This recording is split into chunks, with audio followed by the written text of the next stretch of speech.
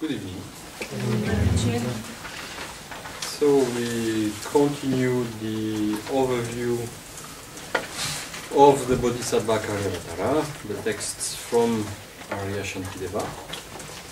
The last time we have seen the first chapter, which was about the praising of bodhicitta, the recognition of the right motivation and the value of that motivation.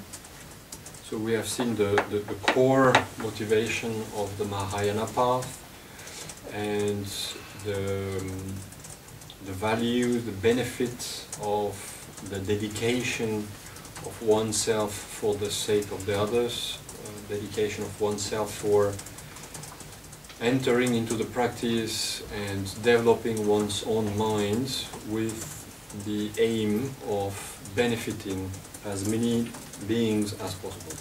The second chapter, which is, according to different translations, mostly translated as the confession, or the confession of mistakes, starts by a long devotion towards all the Buddhas and Bodhisattvas of the past and the present who are upholding this motivation, who are constantly practicing bodhicitta, whose complete life is bodhicitta. So the whole beginning of the text is about all what can be offered to them, all the visualization that we can do to produce offerings of many different nature, and that we simply offer them. Everything that we can have, everything that we could offer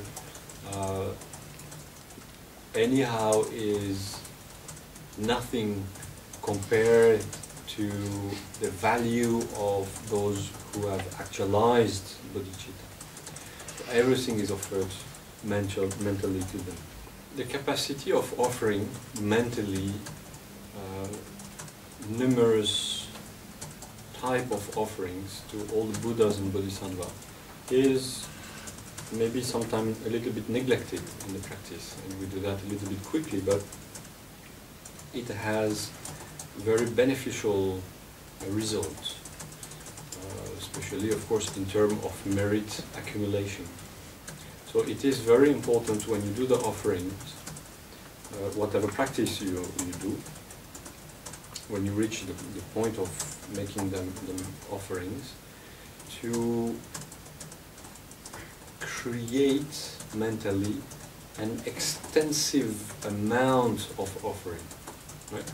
You don't just visualize in front of you the 8 offerings, but you try first to multiply these 8 offerings, the row of the offerings, as much as possible, and then you can add many other things, many other colorful sweets, foods, clothes, perfume, incense, flower, trees. It's important to be at that moment very creative. Out of this creativity we accumulate merits. And if you think that the job or the activity that you are having currently is not so much towards helping the others or accumulating merits according to the help of the others and so on, you have, on the other hand, constantly this capacity of accumulating merits by creating all these offering items and offering them to all the Buddhas and Bodhisattvas. So whenever you are engaging into a practice, or whenever you have some time, at home, at work, wherever, walking in the park, you can create extensive amount of merits by creating extensive amount of offerings dedicated to the three jewels.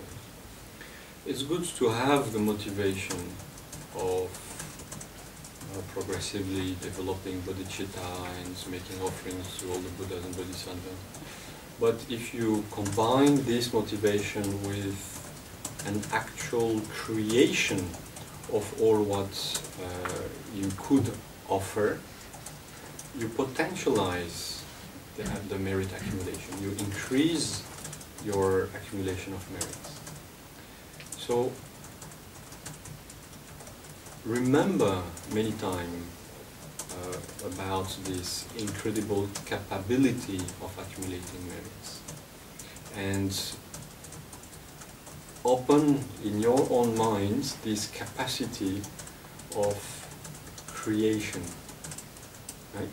So when you visualize, for example, the offerings to the Buddhas and Bodhisattvas, you have the representation of the Mount Meru in the center, with the 4 continents, each 4 continents having 2 subcontinents, and all around is surrounded by any kind of offering. The space as far as long as you can imagine it, you fill it with offerings. Another thing that you can add to your visualization is, while actually you might be sitting somewhere in front of all the Buddhas and Bodhisattvas, that you can visualize above the Mount Meru and on the top of all the offerings that you have created, you can visualize yourself prostrating. So in your mind, in front of all the Buddhas and Bodhisattvas, you are prostrating. And actually, within your visualization, why to limit yourself to one body prostrating? Yes, you can visualize many of you prostrating at the same time. Right? It's your world, it's your creation, so you can develop this creation as much as you want. The goal is, I prostrate with body, speech and mind in front of all the Buddhas and Bodhisattvas, and I make them as many offerings as possible. This mental creation of offering and prostration is the externalization of what you would like to be able to offer, even if currently you cannot. Right? Right now it would be difficult to offer all what you imagine. Well, first you would have to find the Mount Meru and the continent and bring them back home, so to be able to offer them. That might be quite complicated. Not that a joke is impossible.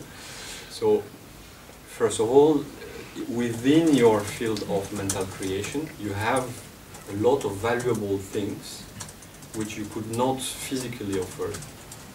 But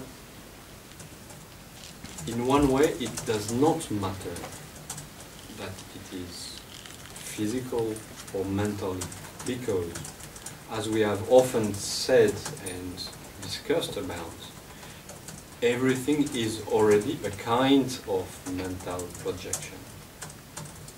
Only in this case, you are aware of what you are creating.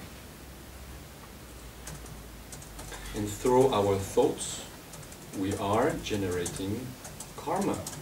Positive karma, negative karma. Offer a huge amount of offerings to the Buddhas and Bodhisattvas. Of course, it is positive karma.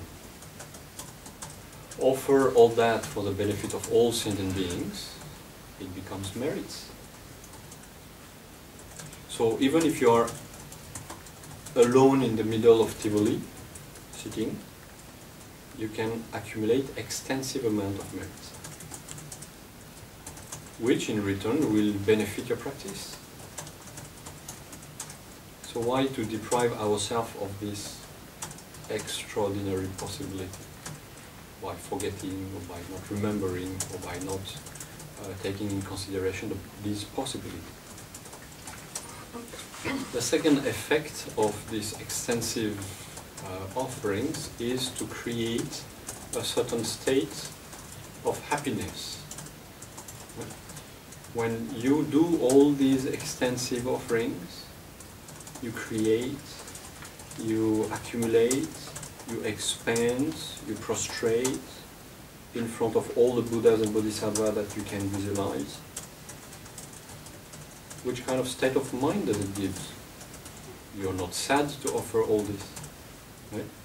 When you do all these extensive offerings, it brings a happiness, it brings a pleasant state of mind, out of which you might wish to offer even more, and so on.